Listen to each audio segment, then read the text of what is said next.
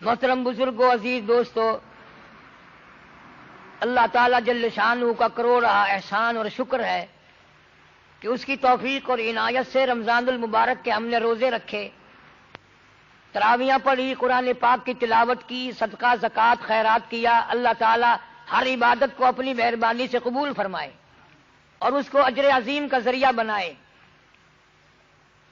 حقیقت یہ ہے کہ رمضان المبارک بھی غمخواری کا مہینہ ہے اور صبر کا مہینہ ہے، اللہ کے ذکر کرنے کا مہینہ ہے۔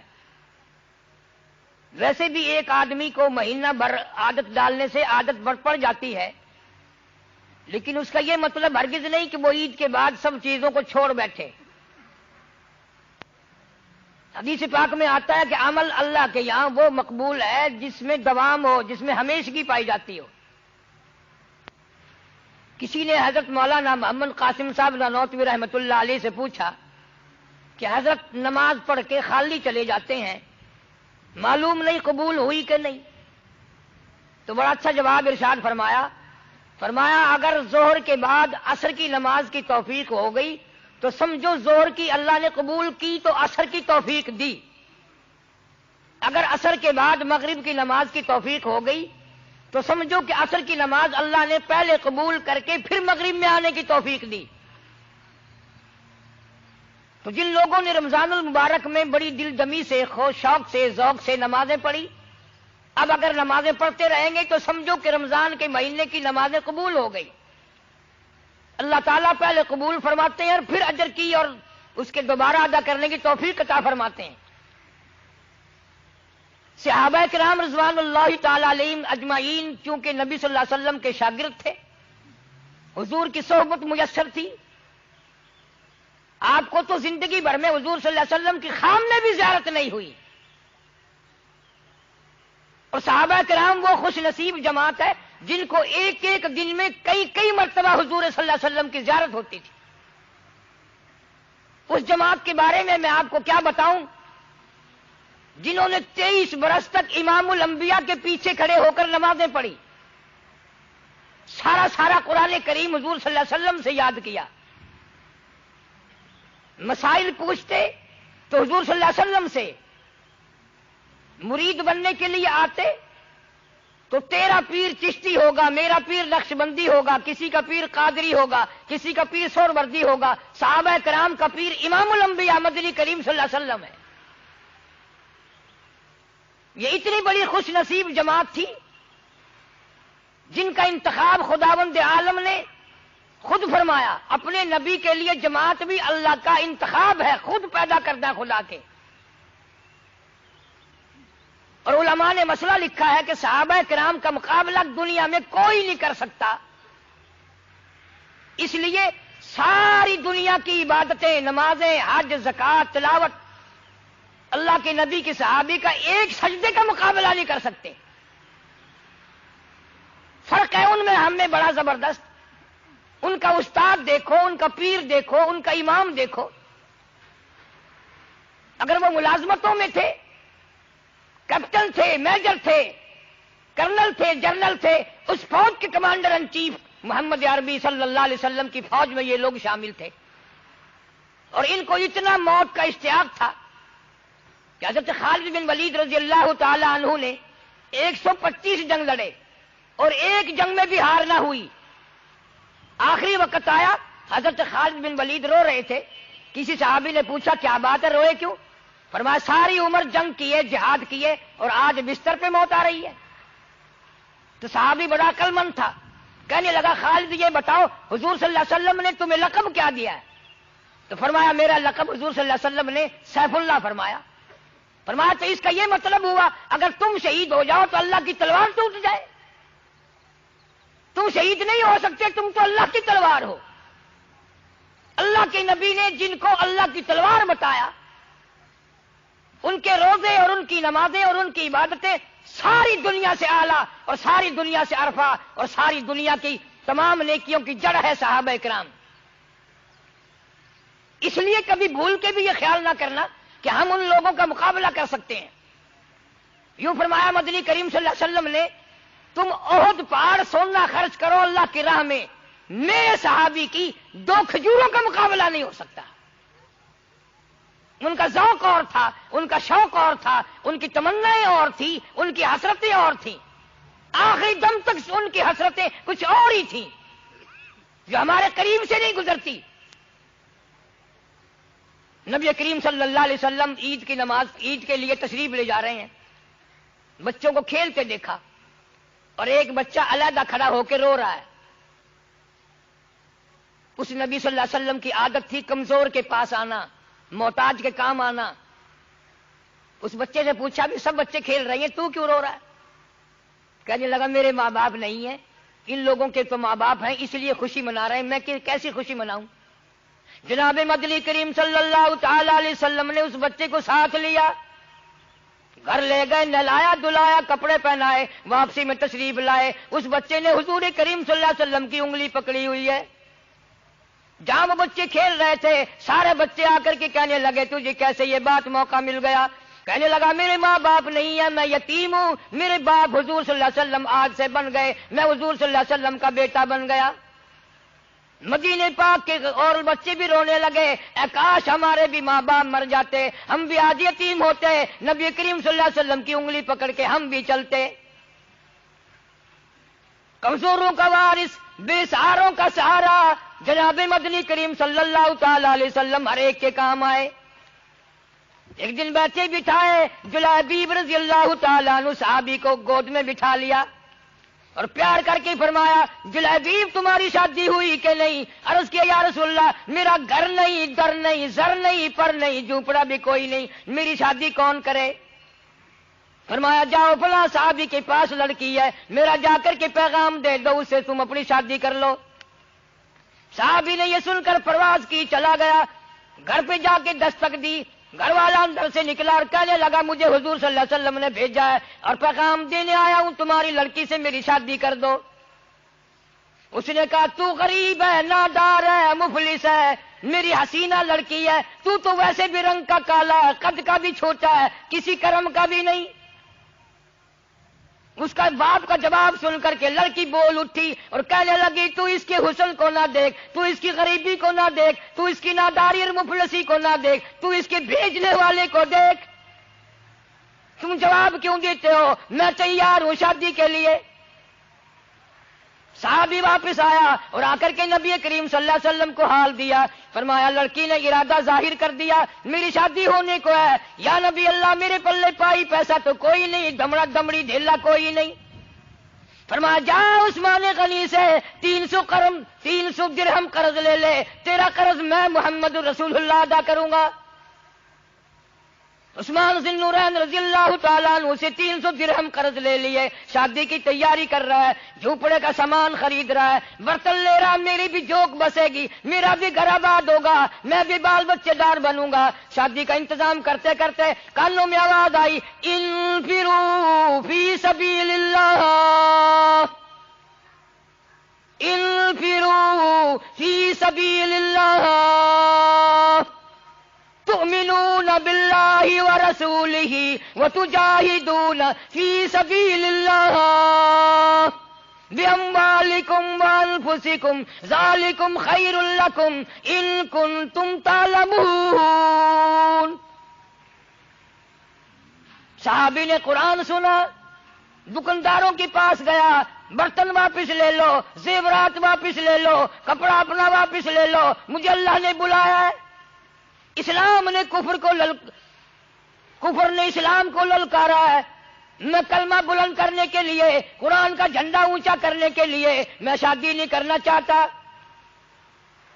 یہ بھی نہ سوچا حضور صلی اللہ علیہ وسلم سے جا کے پوچھ لوں، بڑی مشکل سے شادی کا پروگرام بنا ہے، آپ ہی نے بنایا ہے، اب میرے لیے کیا حکم ہے؟ جہاد میں جاؤں یا میں اپنی شادی کا انتظام مکمل کر کے شادی کروں؟ ان کے پاس اتنی مہلت کہاں تھی کہ یوں سوچے؟ منتیں کی دکانداروں کی، اپنے برتن واپس لے لو، اپنا کپڑا واپس لے لو، اپنا سارا سامان واپس لے لو، مجھے قرآن نے بلایا، مجھے اسلام نے بلایا ہے، کفر نے اسلام کو للکارا ہے۔ مجاہدین کے ساتھ ساتھ ہو کر کے چلا گیا. فرمایا فجرحت جرحن شدیدا، اگلی صف میں کھڑا ہو کے جنگ کیا. اتنے زخم آئے، شناخت نہیں ہوتی، پہچانا نہیں جاتا. بہن نے انگلیوں کے پوروں سے پہچانا، ابھی دم آ رہا تھا. جناب مدنی کریم صلی اللہ علیہ وسلم نے یاد فرمایا میرا جلائی بھی شادی میں لگا ہوگا، مصروف ہوگا. کسی نے بتایا نہیں، اگلے سب میں کھڑا ہو کے جہاد کیا، اللہ کی راہ میں جنگ کیا ہے اور زخمی ہے، دم نکلنے کو ہے. فرمایا جلدی کرو، زخمی حالت میں میرے پاس لے آؤ. جناب مدنی کریم صلی اللہ علیہ وسلم نے اپنی رحمت والی گود میں سر رکھ لیا، مسکرانے لگا. فرمایا فزت برب الکعبہ، اور نوجوان رب کعبہ کی قسم تو بڑا کامیاب ہے. کیا شوق تھا، تمنا ہوتی تھی کہ میری موت آئے، نبی کی گود میں آئے، رحمت والی جھولی میں آئے اور حضور صلی اللہ علیہ وسلم کا دیدار کرتے ہوئے میری موت آئے. ایک ایک کی تمنا ہے. سعد بن ربی رضی اللہ تعالیٰ عنہ، جنگ ختم ہوا، جہاد ختم ہوا، لڑائی ختم ہوئی، زخمیوں کو سنبھالا، غازیوں کو سنبھالا، شہیدوں کو سنبھالا. سعد بن ربی ملتا نہیں.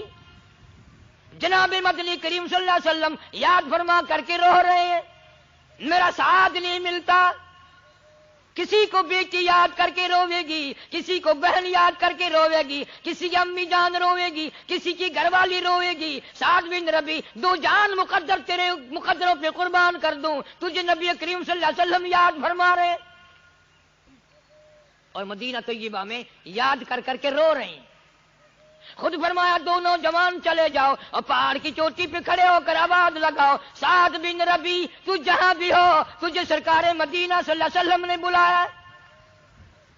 دو جوانوں نے آوازیں لگائی، ایک غار میں سے دھیمی دھیری آواز آئی، میں چل نہیں سکتا، تم میرے پاس آ جاؤ. صحابہ پہنچے. محدثین نے لکھا ہے 80 کے قریب زخم ہے، 80 کے قریب زخم ہے. اور کہنے لگا مجھے اٹھا کے لے چلو. اور اللہ والے اٹھائیں کیسے، انگلی رکھنے کی گنجائش نہیں ہے، سارا بدن کٹا ہوا ہے، تجھے اٹھائیں کیسے. انہوں نے کہا اتنی ہمت کرو، تم کوشش کرو، اللہ پاک سبب بنائے گا، میری تمنا ہے. کسی صحابی نے کہا اب آخری وقت میں کیا بیوی کو دیکھنا ہے؟ انہوں نے کہا نہیں. بچوں کو دیکھنا ہے؟ انہوں نے کہا نہیں. پھر کیا دیکھنے کا شوق ہے؟ انہوں نے کہا میری عمر بھر کی تمنا ہے، میری حسرت ہے، میرا آخری وقت جو آئے وہ حضور صلی اللہ علیہ وسلم کی زیارت کرتے ہوئے آئے، حضور صلی اللہ علیہ وسلم کا دیدار کرتا جاؤں. اللہ پاک مجھ سے پوچھے گا دنیا سے کیا لایا، عرض کروں گا تیرے محبوب صلی اللہ علیہ وسلم کا دیدار لایا ہوں. حضور صلی اللہ علیہ وسلم مدینے سے باہر چلے. کسی نے پوچھا یا رسول اللہ کدھر؟ فرمایا سعد بن ربی مل گئے ہیں، زیارت کا متمنی ہے، دیدار کا بھوکا ہے، کچھ میں چلوں گا کچھ وہ چلے گا، درمیان میں ملاقات ہو ہی جائے گی. سعد بن ربی کو اٹھا کے لا رہے ہیں، بے ہوش ہے، خون ٹپک رہا ہے، لہو ٹپک رہا ہے، ساری جان زخمی ہے. رحمت دو عالم صلی اللہ علیہ وسلم نے زخمی سر اپنی گود میں رکھ لیا اور پوچھا سعد بن ربی تیرا کیا حال ہے؟ صحابی کہنے لگا یا رسول اللہ میرے دکھڑے ٹل گئے، میرے غم غلط ہو گئے، میری پریشانیاں چلی گئی، تیرا دیدار مل گیا، مجھے سب کچھ مل گیا. پیشانی پہ بوسہ دے کر فرمایا فزت برب الکعبہ، او نوجوان رب کعبہ کی قسم تو بڑا کامیاب ہے. مسکرانے لگا. حضور کریم صلی اللہ علیہ وسلم نے پوچھا کیا شوق ہے، کیا کرتا ہے اس وقت؟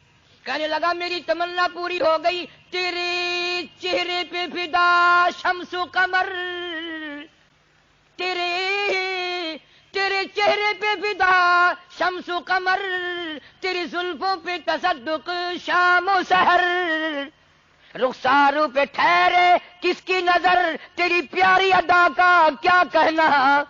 میں اپنے مقدر پہ ناز کرتا ہوں، کوئی بستر پہ مرے گا، کوئی اسپتال میں مرے گا، کوئی ایکسیڈنٹ میں زور پہ سڑک پہ مرے گا، کوئی بیوی کو دیکھتا ہوا مرے گا، کوئی بچوں کو دیکھتا ہوا مرے گا، کوئی ڈاکٹر کو دیکھتا ہوا مرے گا، کوئی نرس کو دیکھتا ہوا مرے گا. میں اپنے مقدر پہ ناز کرتا ہوں، تیری رحمت والی گود میں دم توڑ رہا ہوں. بخاری شریف میں روایت ہے، جتنی طاقت تھی پوری سے اچھل کر پلٹ کر حضور صلی اللہ علیہ وسلم کی گود سے قدموں میں اپنا رخسار مبارک رکھ دیا، تیرے قدموں میں دم نکل جائے میں بڑا کامیاب۔ اعلان ہو گیا سعد بن ربیع شہید ہو گئے، جنازہ تیار ہے۔ خدا کی قسم صدیق اکبر رضی اللہ تعالیٰ عنہ جیسے بھی کھڑے ہوئے رو رہے ہیں، اے کاش یہ موت میری ہوتی، نبی کی گود میں میرا دم ٹوٹتا، میرا آخری سانس حضور صلی اللہ علیہ وسلم کے دیدار میں جاتا۔ فاروق اعظم رو رہے ہیں، بڑے بڑے ذی-النورین رو رہے ہیں صحابی کہ اے کاش یہ موت میری ہوتی، حضور صلی اللہ علیہ وسلم کی رحمت والی گود میں میرا دم ٹوٹتا۔ جنازہ حضور صلی اللہ علیہ وسلم نے پڑھایا، مدینے کی گلیوں سے جنازہ گزر رہا ہے۔ اللہ تعالیٰ میری تیری موت بھی مدینے میں عطا فرمائے، بڑی کامیابی ہے۔ مدینے کی موت یوں ہی نہیں ملتی، بڑے شوق سے بڑے ذوق سے مدینے کی موت ملتی ہے۔ ایک ایک اللہ والے نے 40 سال مدینے میں گزارے اس لیے کہ موت مدینے میں آ جائے۔ امام مالک رحمت اللہ علیہ نے ساری زندگی میں ایک حج کرنے کے بعد پھر حج کے لیے بھی نہیں گیا، مدینے سے باہر موت نہ آ جائے۔ اور ادب اتنا کرتا تھے مدینے کا، ساری زندگی میں 3 میل کے ایریے میں چھوٹا پیشاب بھی نہ کیا امام مالک رحمت اللہ علیہ نے، اور ساری زندگی میں مدینے پاک میں جتی کبھی نہیں پہنی، اس لیے کہ کہیں میرا جتی والا پیر وہاں نہ رکھا جائے جہاں حضور صلی اللہ علیہ وسلم کا قدم مبارک رکھا گیا تھا، بے ادبی نہ ہو جائے۔ ایسے ایسے اللہ والے لوگ آئیں گے، عاشق لوگ جو ہوتے ہیں وہ ان ساری چیزوں کا خیال کرتے ہیں، اور وہ توحید کا سب سے پہلے خیال کرتے ہیں، توحید کے بغیر تو کچھ بھی نہیں۔ سارے دین کی مدارت اللہ کی توحید پہ ہے، شرک بھی کرتا رہا عبادت بھی کرتا رہا، پھر کیا ہوا؟ کچھ بھی نہیں۔ مدینے کی گلیوں سے جنازہ گزر رہا ہے۔ حضرت ابو ہریرہ رضی اللہ تعالیٰ عنہ فرماتے ہیں کہ میں تو ہر وقت حضور صلی اللہ علیہ وسلم کی اداؤں کو دیکھتا تھا، تو آپ ایڑیاں اٹھا اٹھا کر پنجوں کے بل چل رہے ہیں جنازے کے ساتھ ساتھ۔ سبحان اللہ، وہ کتنا مبارک جنازہ ہوگا جو حضور صلی اللہ علیہ وسلم نے پڑھایا، اور جنازے کے ساتھ بھی حضور صلی اللہ علیہ وسلم تشریف لے جا رہے ہیں۔ ابو ہریرہ نے عرض کیا یا رسول اللہ، کانٹے نہیں، روڑا نہیں، پتھر نہیں، آپ یوں تنگی سے چل رہے ہیں، کیا بات ہے؟ فرمایا انی ارا ما لا ترا، ابو ہریرہ جو میں دیکھوں تم نہیں دیکھ سکتے۔ اس اللہ والے نے جہاد میں آ کر کے جان دے دی، 80 کے قریب زخم کھائے، میری رحمت والی گود میں دم توڑا، جنازہ میں نے پڑھایا۔ اس وقت جنازے پہ اتنا رش ہے فرشتوں کا کہ جنازے کے چاروں طرف اتنا نوری فرشتہ جنازہ پڑھنے کے لیے آیا ہوا ہے، پورا قدم رکھنے کی گنجائش نہیں ہے، پورا قدم رکھنے کی گنجائش نہیں ہے، چاروں طرف اتنا فرشتوں کا جم گھٹا ہے۔ اور آپ اور میں یہ سوچتے ہیں چلو بھئی اتنے فرشتے نہیں تو 100-200 فرشتے تو آ جائیں، مگر کیسے آئیں؟ وہ عبادت کیسے کریں گے جو صحابہ کرام نے کی؟ ان میں جو اخلاص تھا جان دینے تک کا، وہ ہم میں کیسے ہو سکتا ہے؟ غریب پروری ہم سے نہیں ہو سکتی، ہم کمزور کی ہمدردی ہم سے نہیں ہو سکتی، ماں باپ کی خدمت نہیں ہو سکتی، اور کیا عبادت کریں گے؟ جناب مدنی کریم صلی اللہ علیہ وسلم جنازے کے ساتھ ساتھ تشریف لے گئے، جنت البقیع میں جنازہ پہنچا، یوں فرمایا میت کو قبر میں رکھ کر تم چلے آؤ، قبلہ رخ میں اپنے ہاتھوں سے موڑوں گا۔ سبحان اللہ، اس کی قبر میں حضور صلی اللہ علیہ وسلم تشریف لائے اور قبلہ رخ اپنے ہاتھوں سے موڑا۔ جب قبر سے باہر تشریف لائے تو مسکراتے ہوئے کسی صحابی نے پوچھ لیا یا رسول اللہ، آپ تو فرماتے ہیں قبر بڑی وحشتناک جگہ ہے، بڑی خوفناک جگہ ہے، اور آپ ہنستے ہوئے تشریف لائے۔ فرمایا میں کیا کروں، سعد بن ربیع جس وقت قبر میں رکھا اور میں نے قبلہ رخ منہ موڑا تو وہ خود ہنس رہا تھا۔ یا رسول اللہ قبر میں ہنس رہا تھا؟ فرمایا ہاں، جنت کے حور و غلمان نے کھڑکی کھولی اور تمام کے تمام نے اس کو مبارکباد دی، جنت کی ہوائیں اور خوشبوئیں اور حور و غلمان کا جمگٹا دیکھ کر وہ ہنسنے لگا، میں سعد کو دیکھ کے ہنسنے لگا، وہ ان کو دیکھ کے ہنسنے لگا۔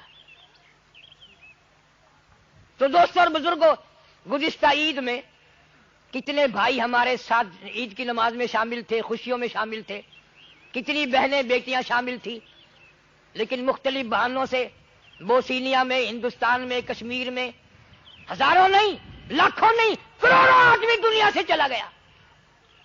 آج وہ قبروں میں آہیں بھر رہے ہیں، میری تیری دعاؤں کے منتظر ہیں کہ لوگ روزہ رکھ کر ہماری بخشش مغفرت کے لیے بھی دعا کریں، اپنے لیے بھی دعا کریں۔ جناب مدنی کریم صلی اللہ تعالی علیہ وسلم نے فرمایا، او لوگوں آخرت کی تیاری کرو، موت آنے والی ہے، ٹلنے والی نہیں۔ ارشاد فرمایا جناب مدنی کریم صلی اللہ علیہ وسلم نے، او لوگوں میری امت پہ ایک وقت ایسا آئے گا، لوگ اتنے بگڑیں گے، معاشرہ اتنا برباد ہوگا، ماحول اتنا غلط ہوگا، کلمہ پڑھتے ہوئے موت نہیں آئے گی، قرآن پاک کی تلاوت کرتے ہوئے موت نہیں آئے گی، درود پاک پڑھتے ہوئے موت نہیں آئے گی، ادھر موت کا جھٹکا لگے گا، ادھر منہ میں کنجری کا گانا ہوگا۔ جناب مدنی کریم صلی اللہ تعالی علیہ وسلم نے فرمایا ایسا خطرناک وقت آئے گا، صبح کو آدمی اچھا بھلا مومن مسلمان ہوگا، شام کو موت آئی تو جنازہ کافر کا اٹھ رہا ہوگا۔ جناب مدنی کریم صلی اللہ علیہ وسلم نے ارشاد فرمایا وقت ایسا آئے گا، ہر کمرے سے، ہر بلڈنگ سے، ہر کوٹھی سے، ہر بنگلے سے چاروں طرف سے کنجری کی آواز آنے لگے گی۔ اس لیے قرآن کریم للکارتا ہے، کہتا ہے وَكَمْ أَهْلَكْنَا قَبْلَهُمْ مِنَ الْقُرُونِ وَكَمْ أَهْلَكْنَا قَبْلَهُمْ مِنَ الْقُرُونِ۔ لوگوں زیادہ حرکت نہ کرو، زیادہ کرنا دکھاؤ۔ میں اپنی بے نیازیوں پہ اگر آ گیا پھر خاندان کی بات نہیں، قبیلوں کی بات نہیں، میں تو ملکوں کے نام و نشان مٹا دیا کرتا ہوں۔ فَأَخَذَتْكُمُ الصَّاعِقَةُ وَأَنْتُمْ تَنْظُرُونَ۔ جبریل امین نے چیخ ماری، قوم کے جگر پھٹ گئے۔ فرمایا پہلے یہی فکر کرو کہ نہ جانے کس حال میں موت آئے گی۔